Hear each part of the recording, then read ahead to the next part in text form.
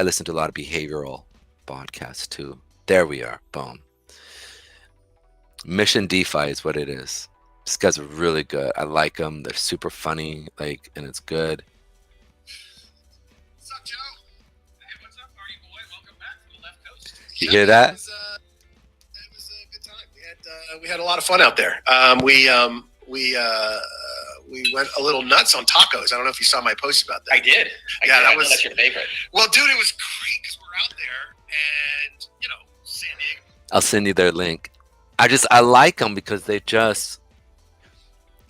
very knowledgeable. They're good. They have different perspectives, and it's just a good show. Like one's like a trader kinda, but he has.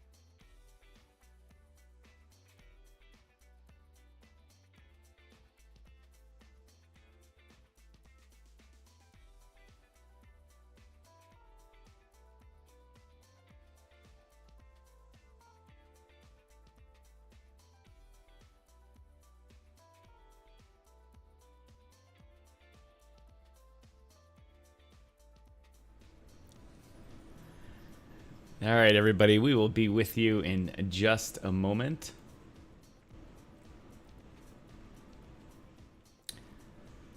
As usual, well, there's nobody actually watching yet. It just went live.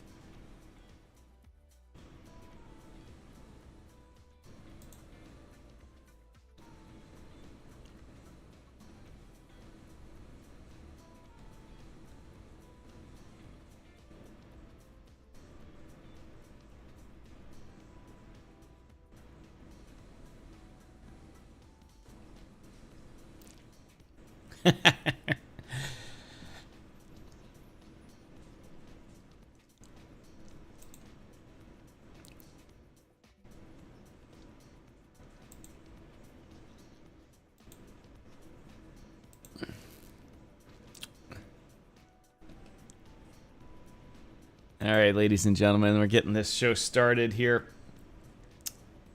We are going to, as I always say, if you're watching this live, not on the replay, if you're watching this live, then you need to and you're watching on a device, then you need to multitask. You may have to switch over to the Twitch app or the LinkedIn app, and then that will play in the background. YouTube does not do that because you have to pay for YouTube Premium. And so if you want to listen to us, you don't necessarily have to watch us, even though Pedro's face is a static picture of him with an audio-visual bar of his voice on it.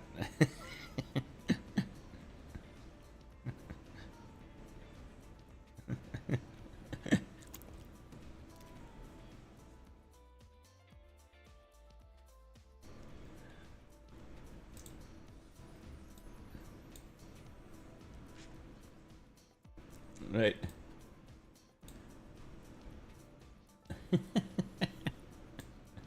Oh, I don't have you. All right, ladies and gentlemen, as I always say, welcome and good morning, and let's get this show going. That's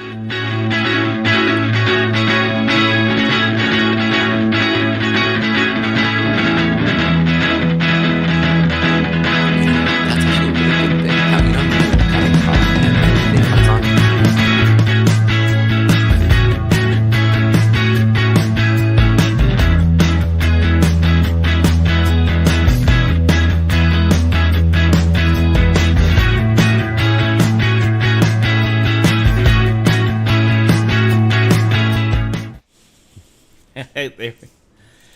Good morning, everybody. Welcome. It's October 6th, 2023. My name is Tom, otherwise known as Striking, here on the DYOR Media Network. I'm cruising this Friday here with Pedro, the Garcia, the crypto chart analyst. We're going to have a good show for you today. No guests today, just the usual buffoonery between us. And we took this week to add a little bit about politics into the mix because it's reared its ugly head, but this time for the benefit of us.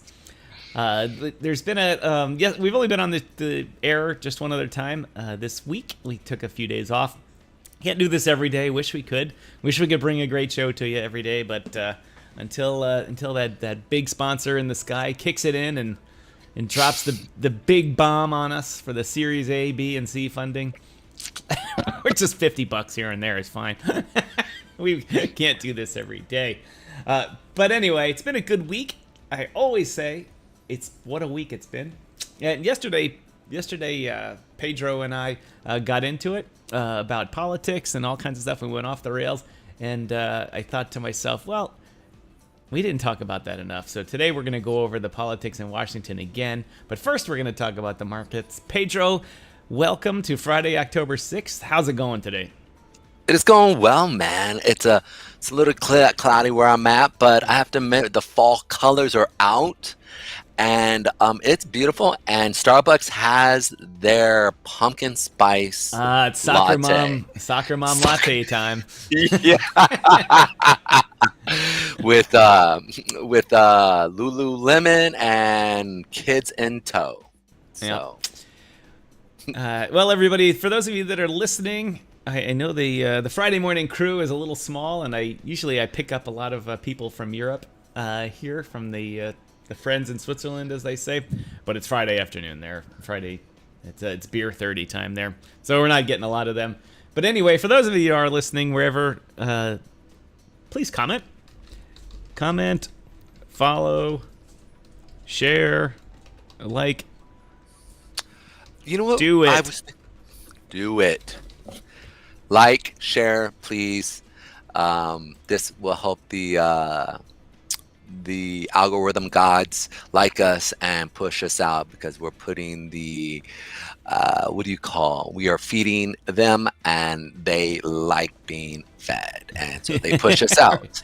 Exactly. I have been working the algorithm on LinkedIn, and I've been following an account that the guy kind of teaches you how to do it better, and the average impressions on my LinkedIn posts went from like 10 to 20, which, if you can believe, you put all this work in it, and 20 people get that's it. So now it's over about 500 per post, and so it's going up. And so I'd like to get it.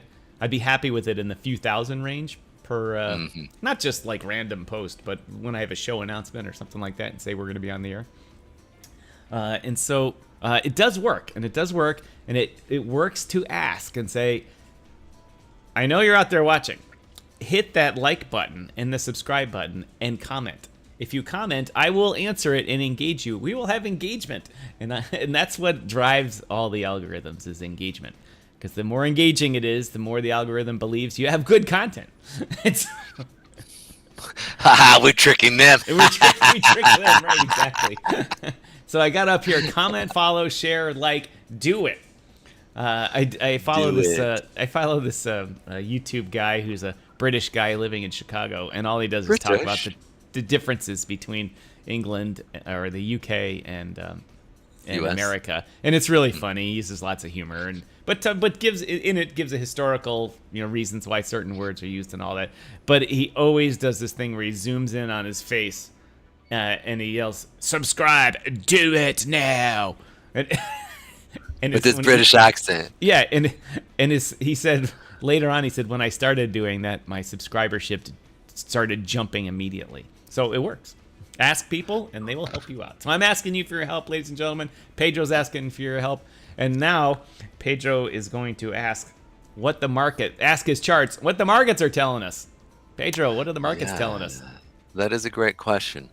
The markets want to do what the markets want to do. Let's go ahead and jump right into this here real quick. So on a global level, as we all know, we've actually hit some pretty good news. Hopefully, like, there's always buy the news or buy the rumor, sell the news. So it could be that. But come on. Here we are.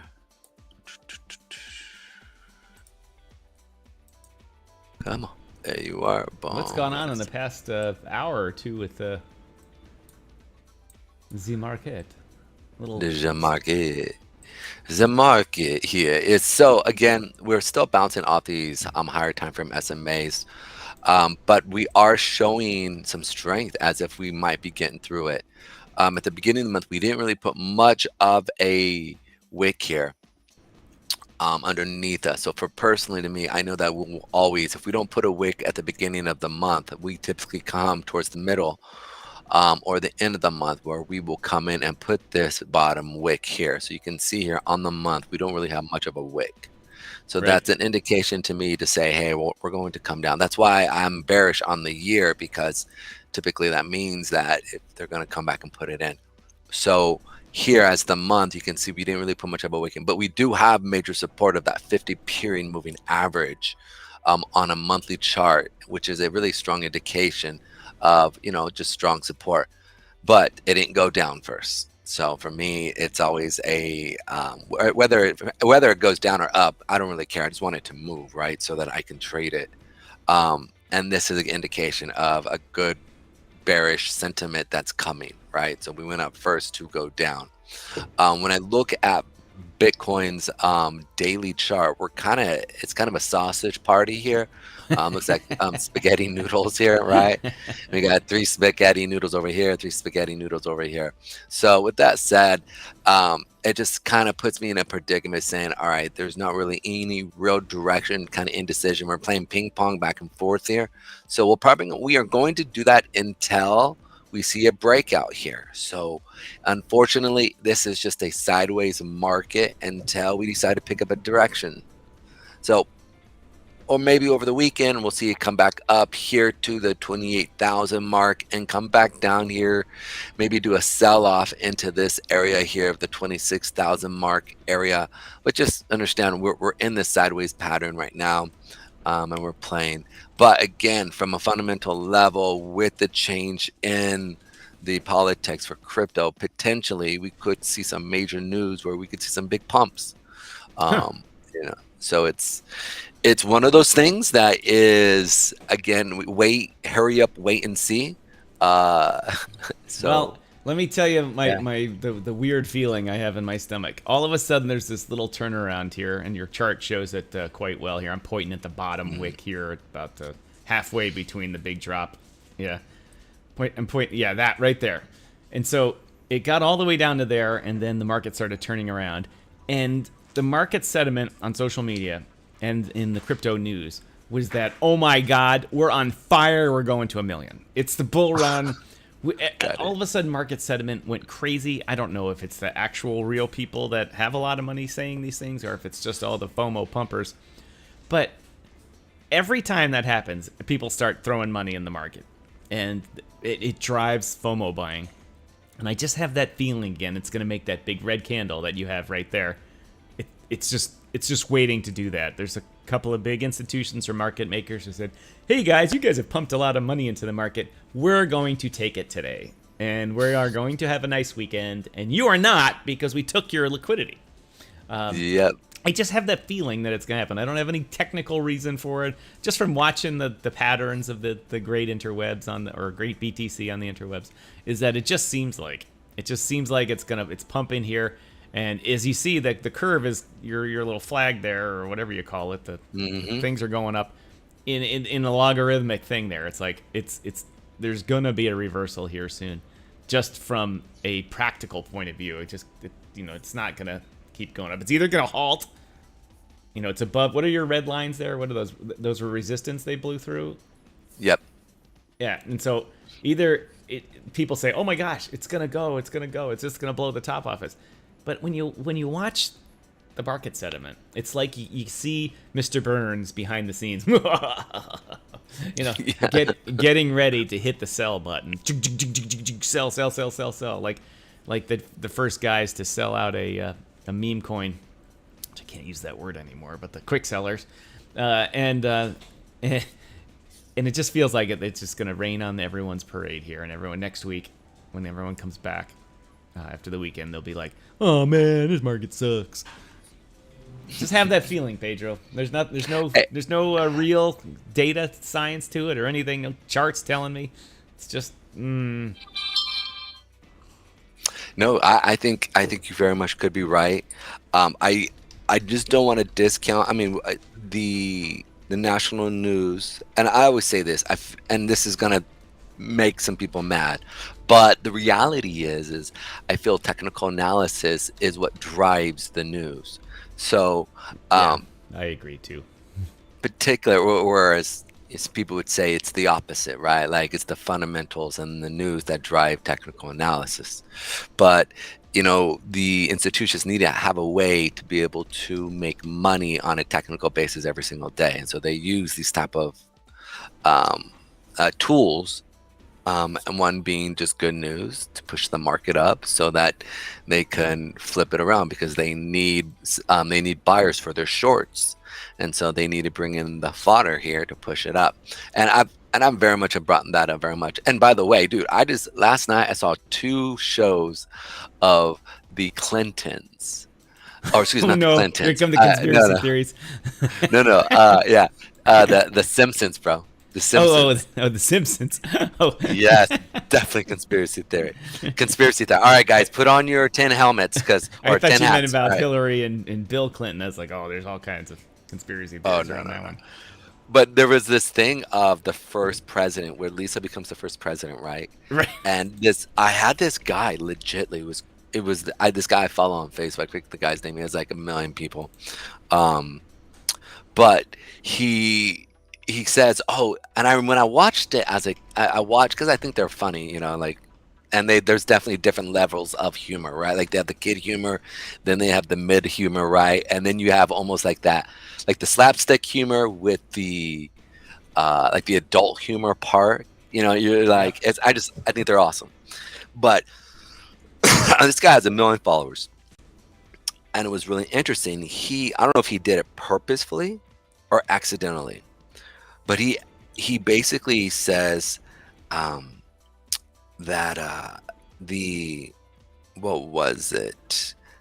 that Joe Biden, after Joe Biden's, and they talk about Joe Biden being a president, and he says it, and after Joe Biden, then a female gets into office and they basically destroy America, right? And so he talks about that. I think I remember that. And I was like, wait, they've never said Joe Biden would get in the office. So I had to go back and look at that, because I remember they've talked about Trump being in office and Trump messing everything up, right? Like, and this was like 10 years ago, 15 years ago, right? When they said this stuff, maybe not 10, 15 years, but it was a while back, right? And I went back there and I was like, oh my goodness, this guy died. Like, and I don't think he did it intentionally, but I sat there and I said, the turnaround, like these things, this guy has 1 million followers who literally like are part of him, who and his little stuff, right? So people are literally thinking, oh, the Simpsons predicted, and I just think to myself, man, that little, exactly, that little mess up has 1 million people following, thinking, and I feel like that's what happens here in the charts, right? Like people are sitting there saying, all right, the government's part of it, okay, let's push this up. But ultimately, like there's a guy, like you said, like Mr. Burns is behind manipulating and doing the drawstrings, saying, okay, you need to do this, and communicating, and then to see the drop. So anyways, all that to say is the government really pro crypto, or are they just trying to draw in buyers so that the banks can sell off on them? I think, first of all, there's a complex answer there because the government is vast and has different arms, and I think there are definitely people that are being lobbied in the government to set the stage, not in an evil way like we're going to screw them, but the banks and their lobbyists are smart and they're like, all right, let's set all of these stages up here, pull all of these strings like the puppets, and then this will happen, meaning that the prices will go down and then they can buy low. And then there's other people in the government who are, amazingly, even Patrick McHenry isn't that young, but he acts like a younger guy. And it's like, no, this is good for the economy. People are investing about it. They're excited. The U.S. can take the lead in it. And so they're fighting that. So I think the government is at odds with each other. Obviously, the government's at odds with each other about this because we have Elizabeth Warren on one side and McHenry on the other side. But then again, the banks have a lot of money, and they have the luxury of time, because when you have money buys you time, and when you have time you have options, and so there's many of us out here that are like, yeah, let's go and do it, and then like, okay, I got to pay the rent, so I got to go.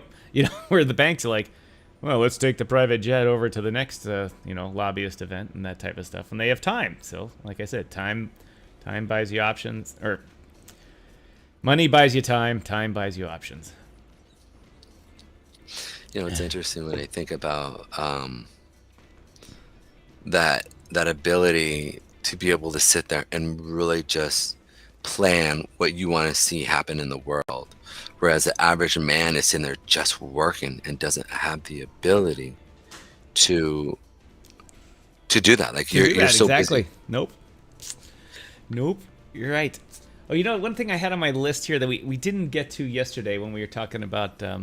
I wanted to bring up the Ripple thing. We talked about it, about Ripple winning their ruling that the SEC can't appeal, so they're good to go. But I forgot to go to the chart, and I wanted to ask you this question about the XRP chart. When Ripple won their case a couple of months ago, the initial thing, and XRP pumped from like 30 cents to 50 some cents, or no, it pumped to 70 cents or 80 cents, and everyone's like, it's unleashing it finally. And then there was an immediate sell-off. I mean, it sold off, and then a little bit more good news, pumped back up, and then it's like that. You have it up now. That whole pump and the dump didn't even exist. Like, the whole thing was fake, and the real line just goes along the standard, I don't know, whatever you call it, the line from a couple of months ago, past all that. Right here. It just goes up. Right here. This is literally... Right, and so it's like the whole thing was fake. And then just the other day when the SEC basically said, no, okay, you guys are done. You can't appeal this anymore. The pump was like 4 cents. Something like that. Why? There's so much hype around it. The internet, the influencers are out there. There's people that are so psyched about the XRP community is massive, and nothing happened. The case that basically sets the law now for crypto, until Congress steps in, sets the law for crypto, says that it's okay to trade it.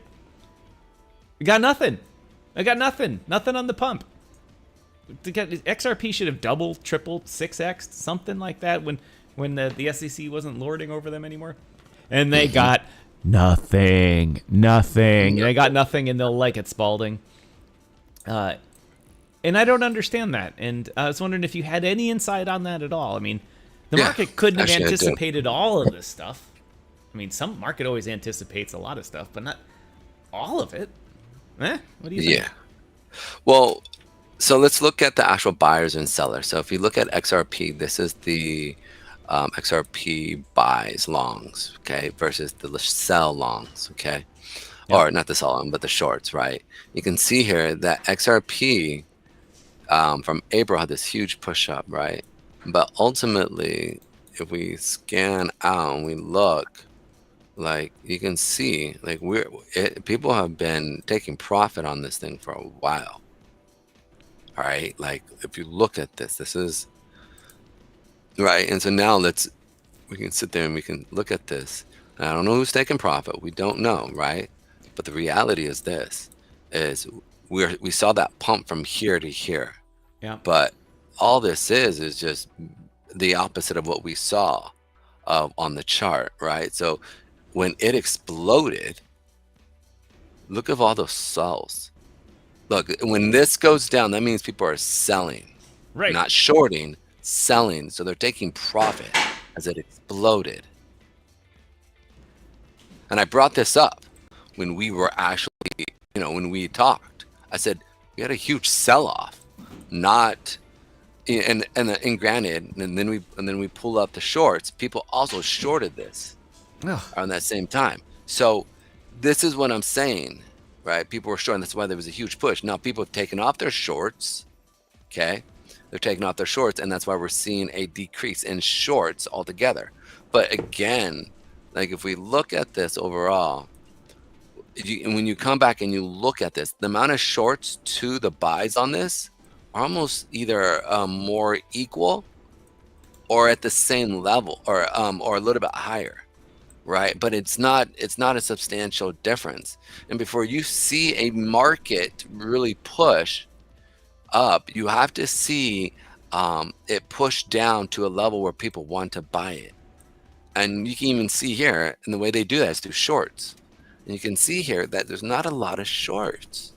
Like the shorts are being taken off. Like, look, they're a descending, triangle. Look, it's very clear. And let me, jump to a.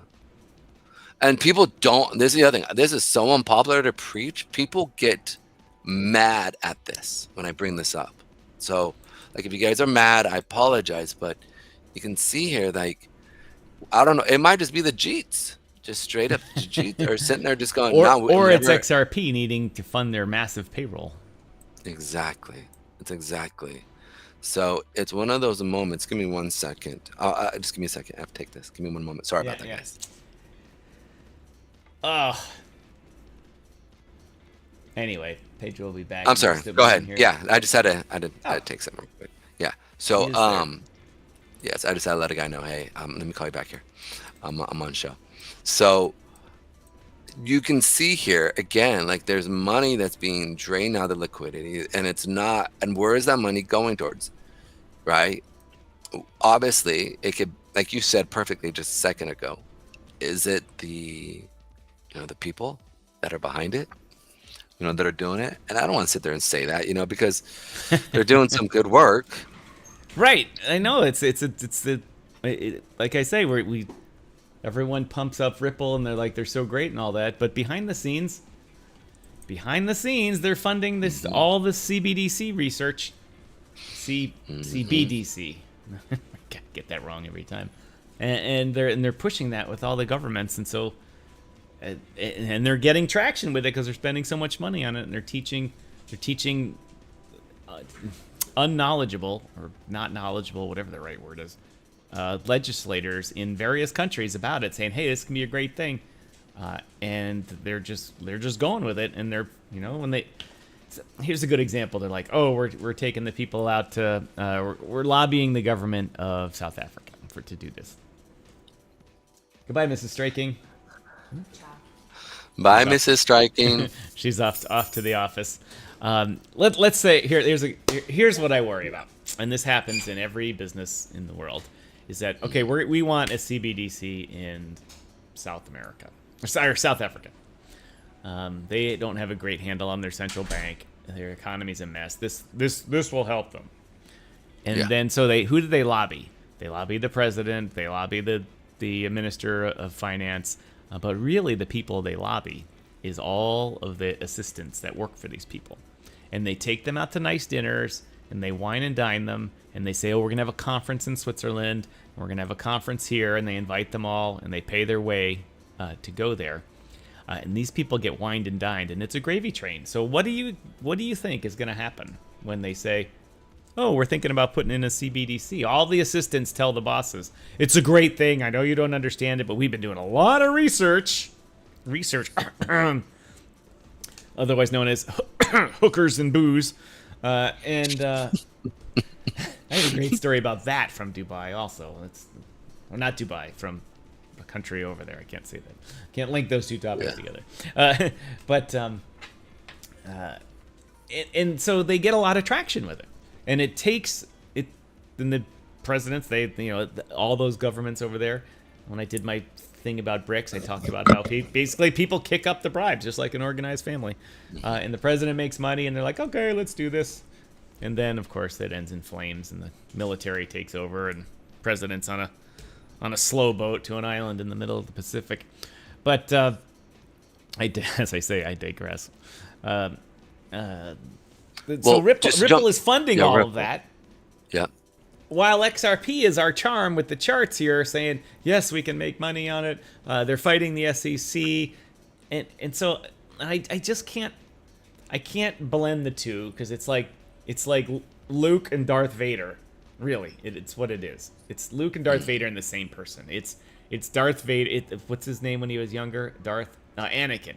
It's like Anakin before he killed all the kids in the Jedi kids, and and that's when he had good and he had bad, and he was kind of the same person. And one of these days, Ripple is going to kill all the young Jedis, and then they'll be fully on the dark side, and everyone will hate them. And if they don't have a case in front of the SEC that they're fighting, that's going to come quickly. And so, as we all know, when you're not a good guy in crypto, people like red charts for you, not green charts for you. So I see that from a fundamental point of view, from not even a fundamental, from a psychological point of view or something, or what, I don't even know the right way to describe it. So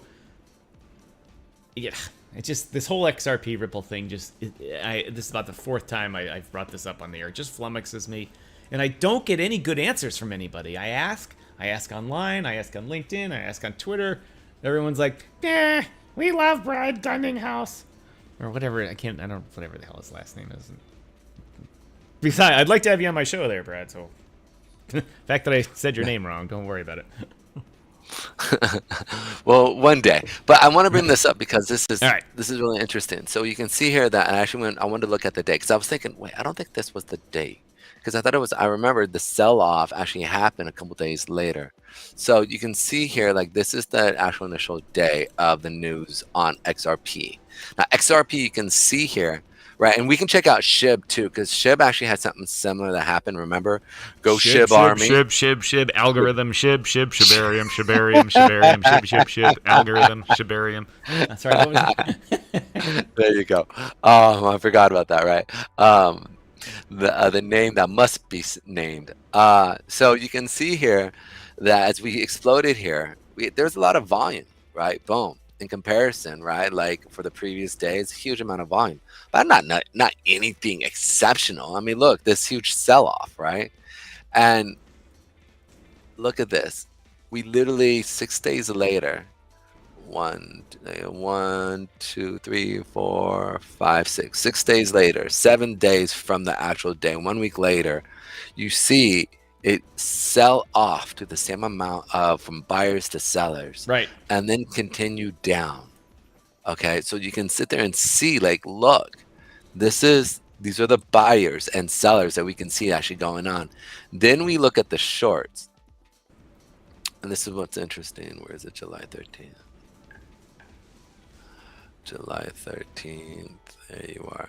Okay, July 13th is right here.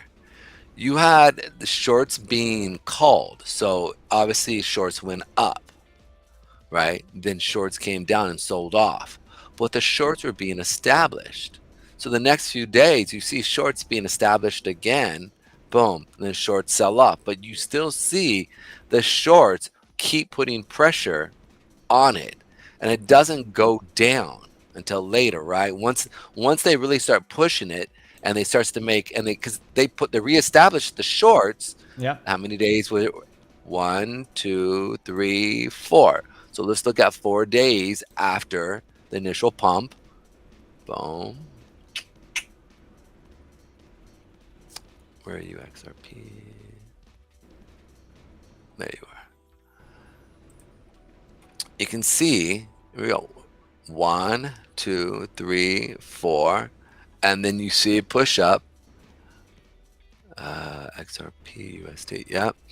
But you still see it push up, but you can see how the shorts started making cash. Like they kept it in, and then as soon as they start making cash, they start to take off their shorts. Where were all the buyers there? I mean, all the good news. Where'd the buyers go? Yes. So it's one of those things. It was like I always bring up. It was a pump and dump. They purposely brought in cash, and we're talking that the amount of buyers coming in, right, wasn't anything super amazing, but it did bring buyers in, which then brought money into the cofferdam. And so, I don't know. Maybe we might see some other good news come out with XRP to pump the charts so that we can see an actual, they might need cash here again.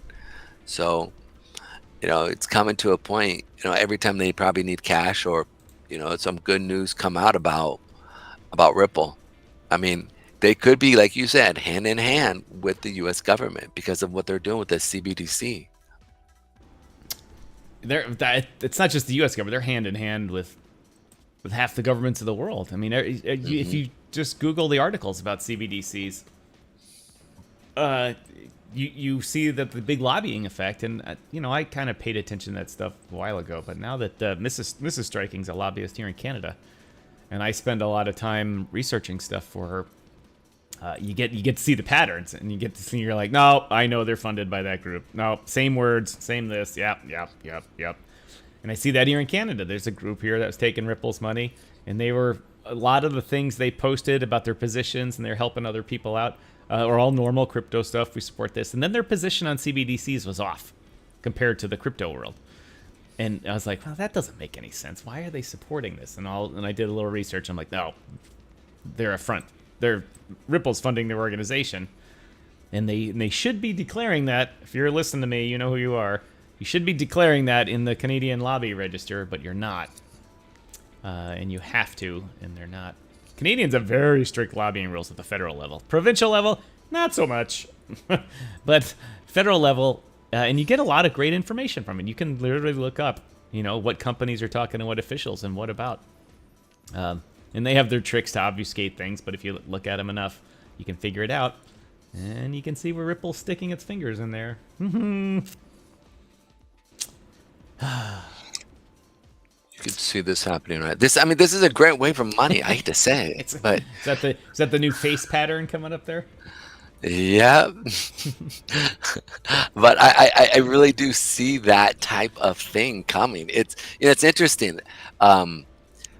You literally see the inside scale of lobbyists and actually how it works on a national level, which is really interesting. It's, if you're a lobbyist in Canada or US, or I would assume UK, anyways, you kind of all do the same thing. Am I wrong? Or yeah, it's all the same thing. It's, teach politicians about stuff and then get them to vote your way. That's the best way to describe it.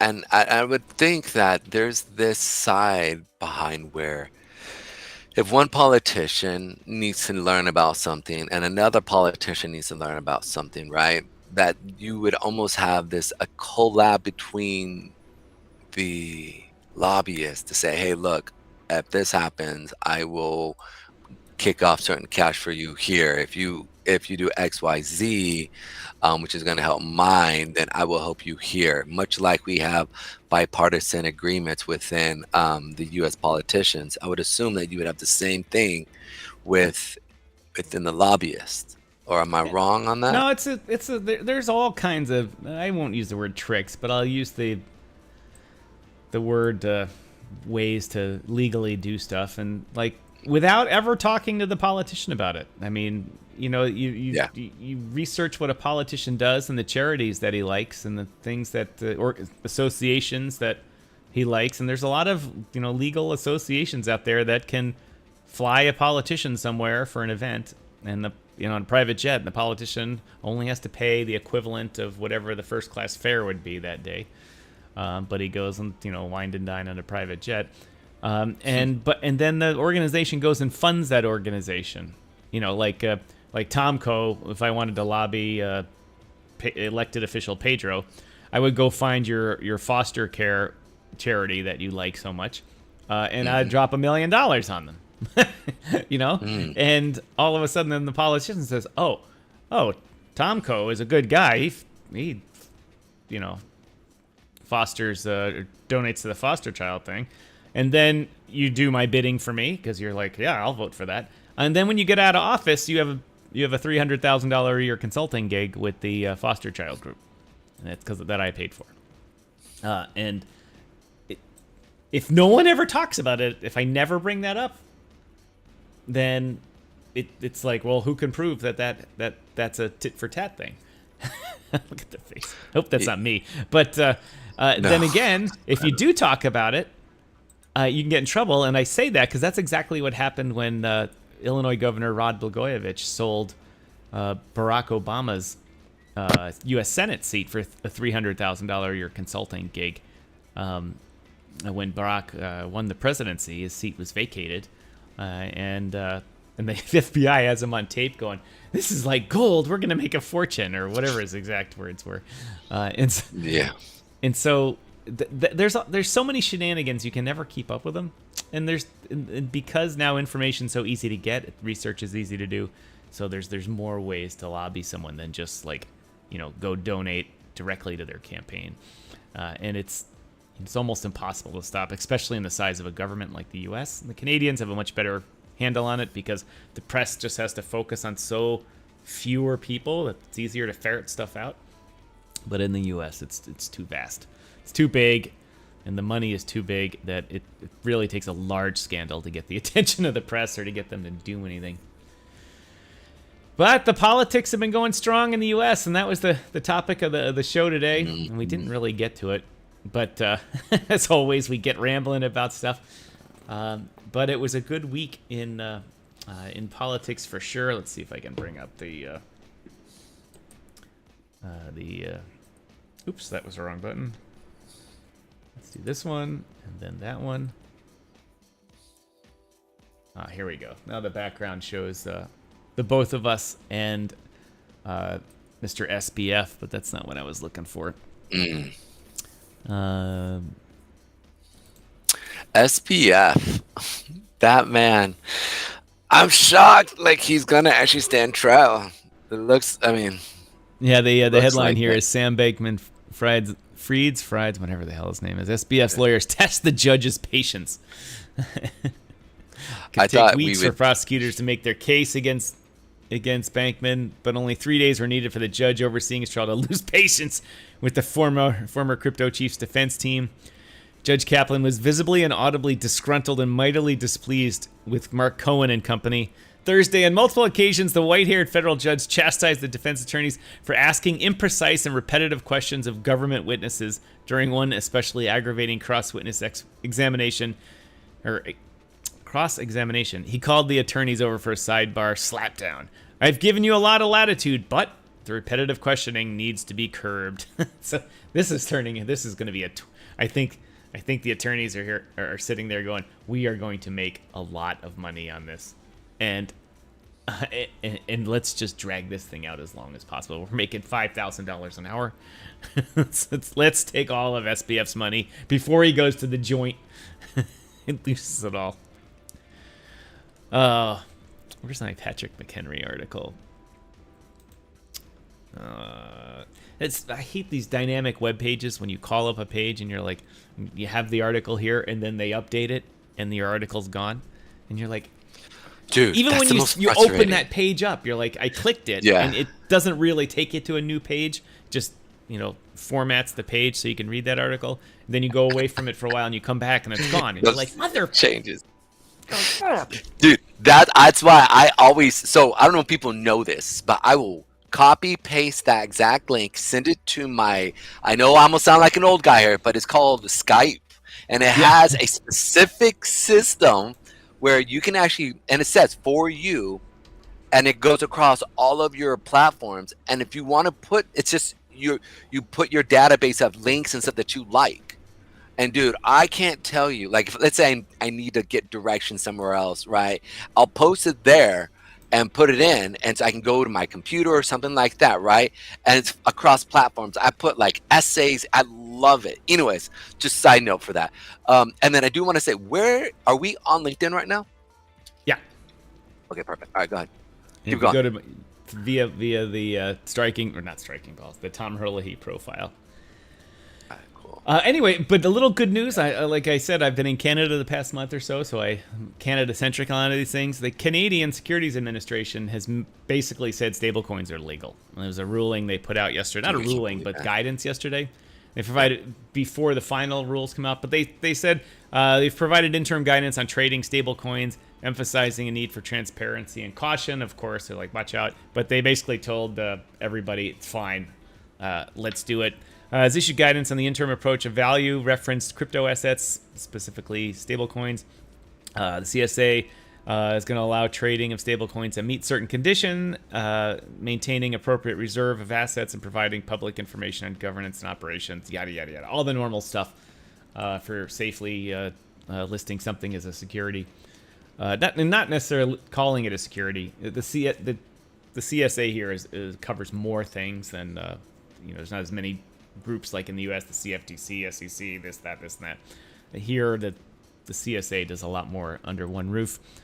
It's not, like I said, it's not meaning that they're calling it securities and so you can regulate it and trade it that way. They're just saying, we've looked at the stable coins that are fully backed only vary by, a thousandth or 100th of a cent every day, and it's basically fine to trade it and hold them on your books, but not algorithmic derived ones, which are only a small. It used to be about 50% of the stablecoin value market cap was algorithmic, and those spectacularly failed. Starting with what was it, Titan in like 2021? Yeah, Titan. They had an oracle that just didn't keep up with the market, and so it was mispricing things, and they went to zero. Mark Cuban lost a couple of $1 million in that one. Dude, I think I burned him. Like, I think he's like this. Like, he's not. I mean, he's still pro crypto, but man, he's not. That totally. Yeah. You know what? I'm going to take this opportunity. I haven't done this in the show in a while. Pedro, I can go for about another 15 minutes after this. I'm going to take this opportunity to run pump my sponsor here. Absolutely. Good doing that. Yes. Auditchain here is getting ready to really blow it out of the water, and they. All right. Anyway, they are getting ready to launch their as they say, they're getting ready to onboard their first customer. Obviously, I don't know if they've got their first customer ready to go or not. They just said they're ready to onboard them. And they are, and I've seen their software and it works amazing stuff. But instead of, like I always say, instead of listening to me talk about it here, why don't you listen to me talk about it here? Most of you know that crypto exchanges have been taking a beating about transparency. Many groups out there are trying to solve that. But Auditchain has already done that. Auditchain's protocols and network of validators can mathematically prove that a company's entire financial state, not just proof of reserves, but a proof of state, and whether or not that company is providing accurate reporting and information to the respective government regulators and to the public. Seriously, you and I can check crypto companies and traditional companies' financial reports for transparency and accuracy using a logic and reasoning engine called Patriot that records its output where? On the blockchain. Seriously, ladies and gentlemen, blockchain technology is now able to be used to check on traditional companies. Behind me is a list of companies that comprise the S&P 500, S&P 100. In essence, the largest U.S. companies by size. More than one quarter, 29 out of 100, have problems with their reports. Remember, accounting and other corporate systems are garbage in and garbage out.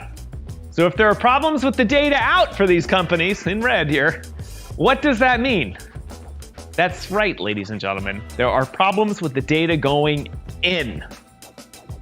And this was figured out not by accounting or auditing firms and fleets of consultants. This was compiled and reported on by Auditchain's Patriot validating nodes and took only 5 minutes.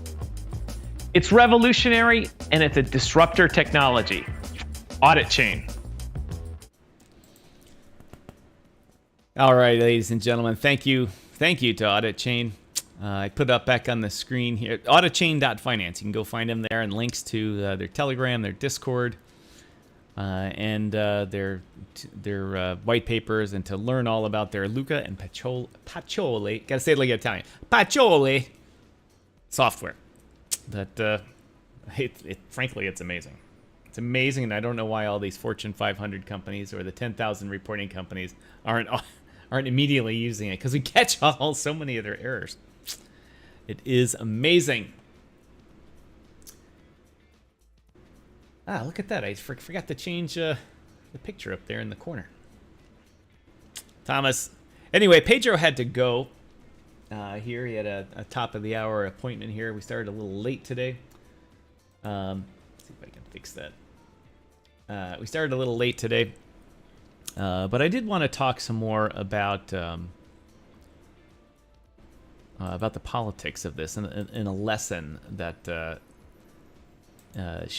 everyone should pay attention to about politics, even if you don't follow politics that much. And the best way to describe it is you got to watch out. You got to watch out for two reasons. One, the goals that you're heading towards may be slow, and then you get torpedoed and it's over. Or they're slow, and the torpedo misses you and you race to the surface, and suddenly you've reached the goal of where you wanted to get. And that's happened recently in the U.S. A little known, outside of the U.S., probably not known at all, House of Representative, elected official, Representative Matt Gaetz. The only way to describe him, he's been a controversial figure.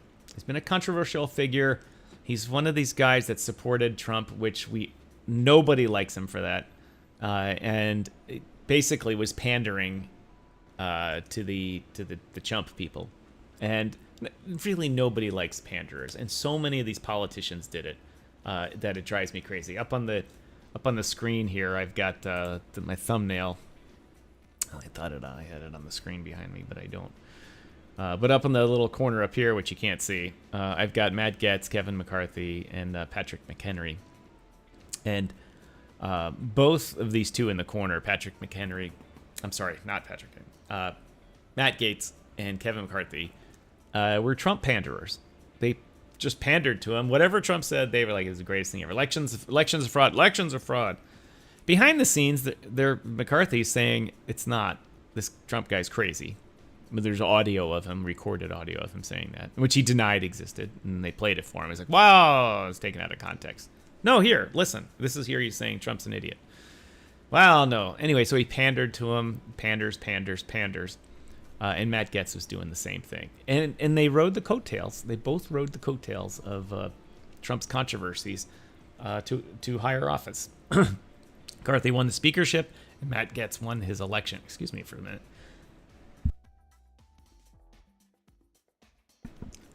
Gaetz won his election to the House of Representatives. And Gaetz was one of the key figures. McCarthy didn't have enough votes to win the speakership. Let's see if I can find this. Didn't have the votes to win the speakership without 100% of the, not 100%, about 95% of the Republicans voting for McCarthy and not for McCarthy or someone else, another Republican. He needed them all to coalesce around him, and it took 15 votes for speakership. Usually it takes one or two for the speakership. On and on and on and on. And there's a small subset. There's lots of stories about it. It's a great story. But how a small subset of the Republican Party said no. Said, no, we're not going to vote for you unless you agree to these conditions. We've got to stop spending money. And so no more giant omnibus bills that are billions of dollars. And every representative and senator gets to put in all their pet projects and everything gets passed at once. and thus nobody reviews anything, and there's no real debate on anything. And the budget, the deficit balloons, and we're seeing that right now. It's outrageous. And so they agreed to single source funding bills, means single topic funding bills, meaning that if you're going to fund the Defense Department, only things related to defense can be in it. If you're going to fund the Agriculture Department, only agriculture. If you're going to do an Infrastructure Act, only infrastructure. Everything's got to be related into it. No pork belly things. And McCarthy finally acquiesced and said, okay, I'll do that. And he also said we'll reopen debate on the floor. If you ever watch C-SPAN or any news segment showing the U.S. House of Representatives or the Senate debate, there's a guy at the lectern, well, Mr. Speaker, well, Mr. President, blah, blah, blah, blah, blah, I yield my time, blah, blah. And every once in a while, camera will cut to the audience, and nobody's there. Nobody's there. They have an electronic quorum now. So nobody goes. There's no one listening to their debate. There's nothing going on. And as a result, they've, under Speaker Pelosi, before, when the Democrats controlled it, she limited debate. It was like, there's no debate in the floor. All the debate has to happen in the committees, which she ran. And so she controlled all the debate. There was basically zero debate in the United States Congress, in the House of Representatives. And in the Senate, it was very similar. The rules were just so that a great valid debate could not happen. And these 9 guys and gals, said, no, we're not going to let that happen. We're not going to vote for you unless you bring these things back so we can have an open and spirited debate and we can vote on financial bills subject by subject so that we can debate them and pass them, and you are on the record of voting for something. Because nobody wants to be on when these big omnibus bills, they can say, well, yeah, I voted for that tax increase because it was in with funding the Defense Department and Social Security, so I had to vote for it. What am I going to do? Tell the old people? I can't be anti-old people. So they got that. McCarthy ended up not doing that. He ended up not doing that, and he wasn't. And the rumblings amongst this crew were like, "Hey, this is not a good thing. We said we're gonna vote for you only if you do these things. Only if you do these things." And he wasn't doing them. So they said, "That's it. We've had enough. We've had enough. We are going to force a vote to vacate the speaker's office, meaning Buttigieg office." And it was over this shut the government down. And because shutting the government down is a bad thing. Bad things happen, run out of money, people don't get paid. But they increased the debt limit without coming up with a way to reduce spending. So the debt just goes up to $33 trillion. And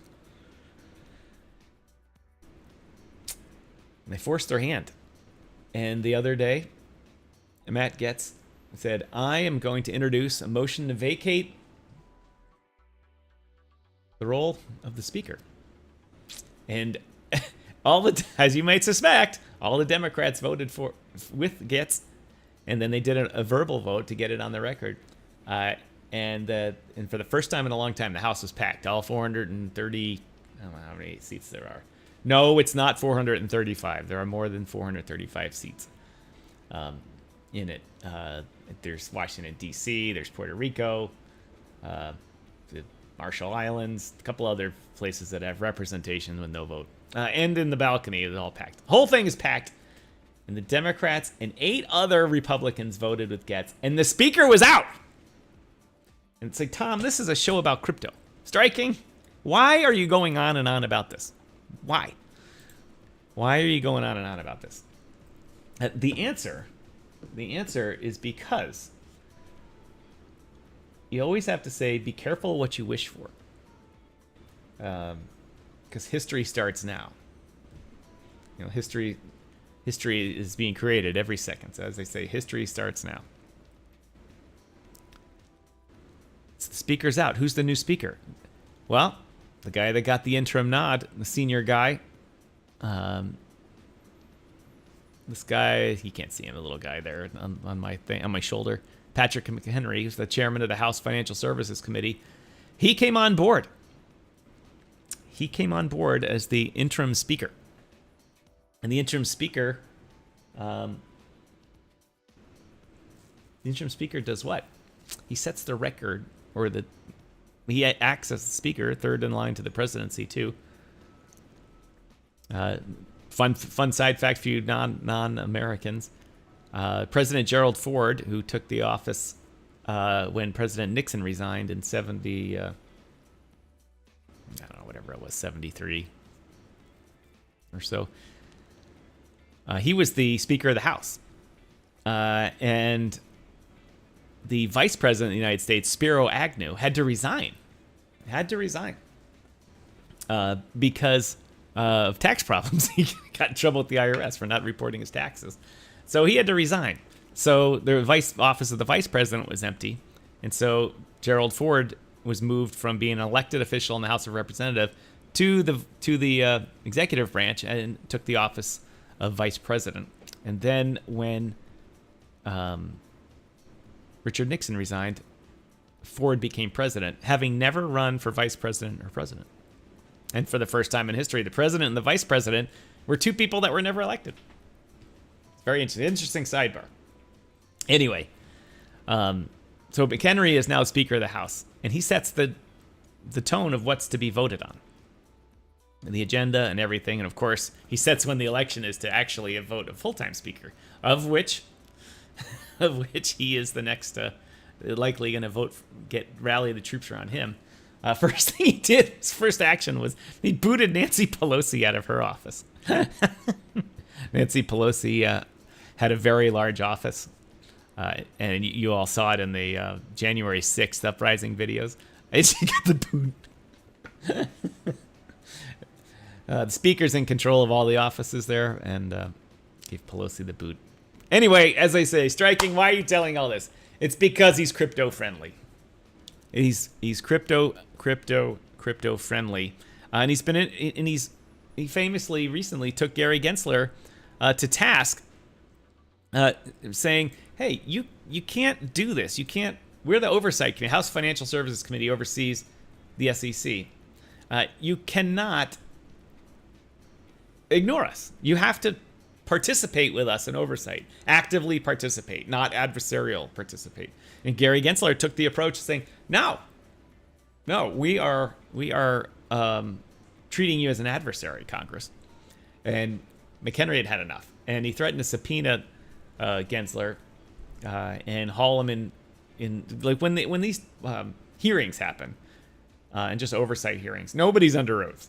I mean, they swear to tell that they may be sworn in and stuff, but it's not a legal, I don't know the right word for it in Congress.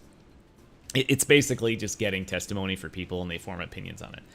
When they subpoena someone to give truthful and valid testimony, you have to come in and tell the truth, or Congress can send you to prison. Like, you can't say, well, yeah, blah, blah, blah. You have to answer the question. Either answer it or say, I take the Fifth Amendment because I don't want to incriminate myself. And so it's not a good thing to have that happen at all. Not a good thing. And so Patrick McHenry said, we're gonna let's just get his face up here. We're gonna do that, and he ripped up.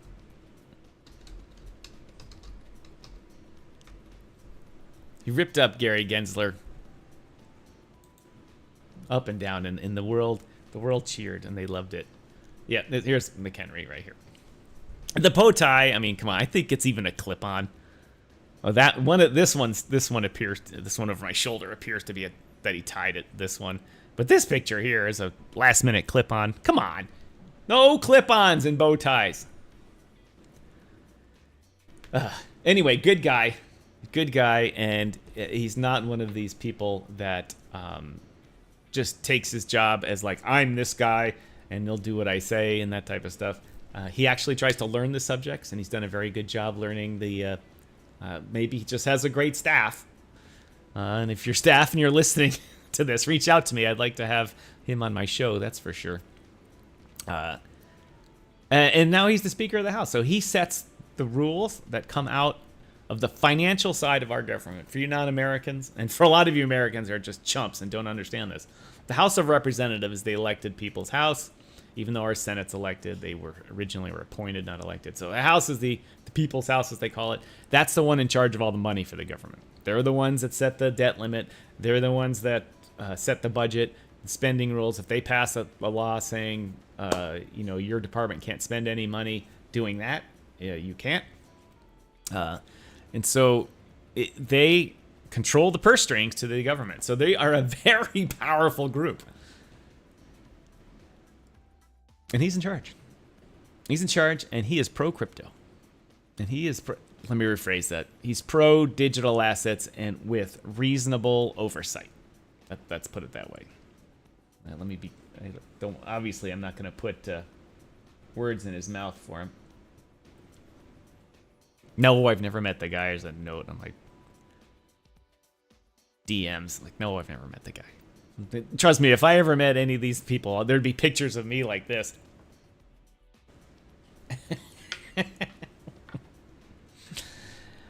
Oh, that was good. Anyway, I see that there's a few viewers here on the old LinkedIn and YouTubers. Just watching. LinkedIn's a few seconds behind, watching me make faces. Anyway, McHenry's a good guy. He's in charge of crypto, and the lesson in politics here is a good one. You got to cultivate your base. You got to slog it out, and you got to be ready for a crisis. The old Winston Churchill line, "Never let a good crisis go to waste," comes to mind.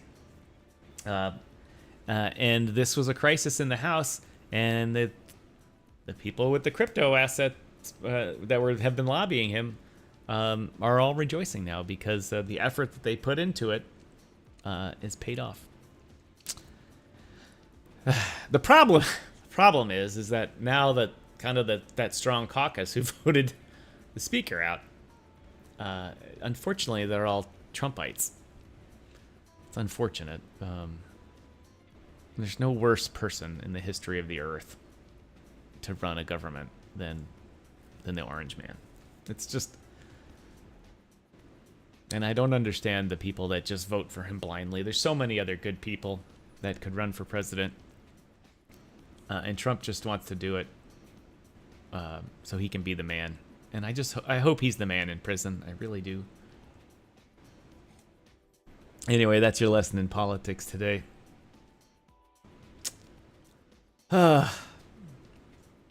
Anyway, yesterday I was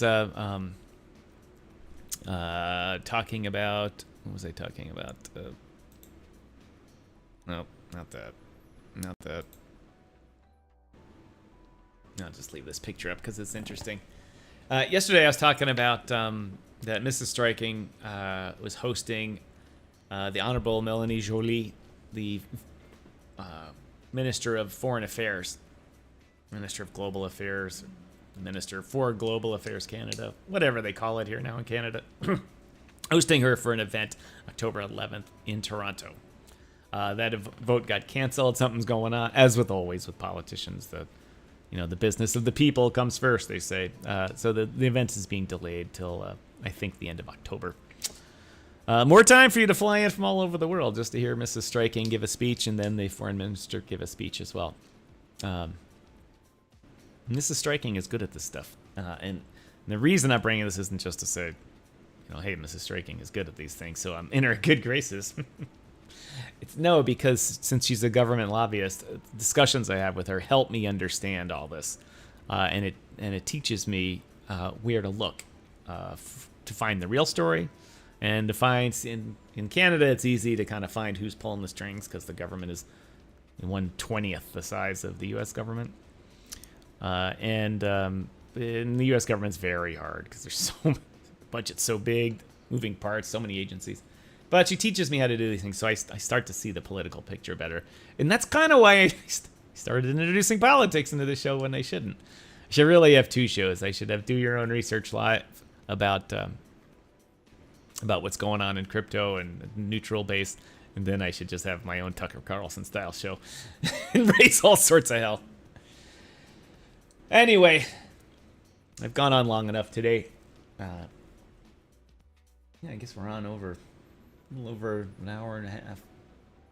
No, not that long. An hour and 15 minutes. Anyway, the big news, obviously, SBF on trial. Nobody really cares about it, though. They're like, meh. XRP won their case. Everyone's like, meh. The House of Representatives switches up, and people are charged. That's good. And then, hold on, what was my other story that I had here? Oh, yeah. Rune plummets, thirsts up, freezes operations. Oop. Okay, that's not a big story. Developers are freeing. I had a bunch of stories up, as I always do, but these web pages refresh themselves, and I need to screenshot them instead of just relying on them.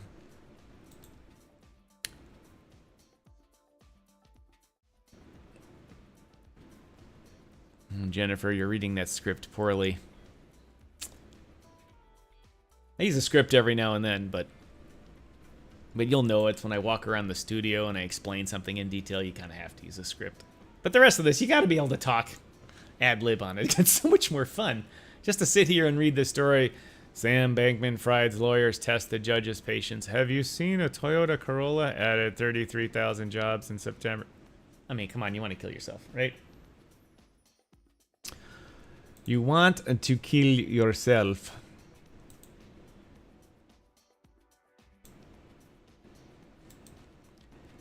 Anyway, ladies and gentlemen, as they say, that's all I got for you today. If you watch this on the replay all the way through, God help you. Thank you very much for tuning in. Drop some comments. For those of you that are watching live, I see a couple of you. Thanks a lot. You're probably listening in the background and can't comment because you didn't. But comment, you chumbalones. Anyway, that's all I got for you today. My name is Tom, otherwise known as Striking, here in the digital media world. Reddit gave me that name, Striking Balls, and I'm going in with it. I'm keeping it. Everyone's got to have them. Nom de plume, and that's what I got. Even the dog's coming over saying, hey, you've been on the air too long. Pay attention to me. And we'll be on next week. I'm gonna give it this weekend. Gonna have the in-laws over. It's Canadian Thanksgiving on Monday, middle of October. This is the Canadians had last week Monday off for Indigenous Day, and then they have this Monday off for Thanksgiving. They don't work up here. They have so many days off, and the government's like, we need to have more 3-day weekends. No, they don't work. And for all of those people that want to do the 4-day weeks, 4-day weeks mean 3-day weeks. Because with all the vacation people have and all the holidays, as soon as they go to 3-day weeks, they say, well, we still have to have Monday, so we have to have a 4-day weekend. You don't get anything done. You don't get anything done. When you have 5-day weeks, people work 5 days a week. When you have 4 days a week, people work 4. When you have 3 days a week, people work 0. 0. They get nothing done. Right, Callie? Right.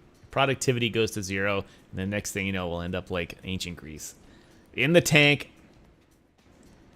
All right, doggy, I got to wind up this show.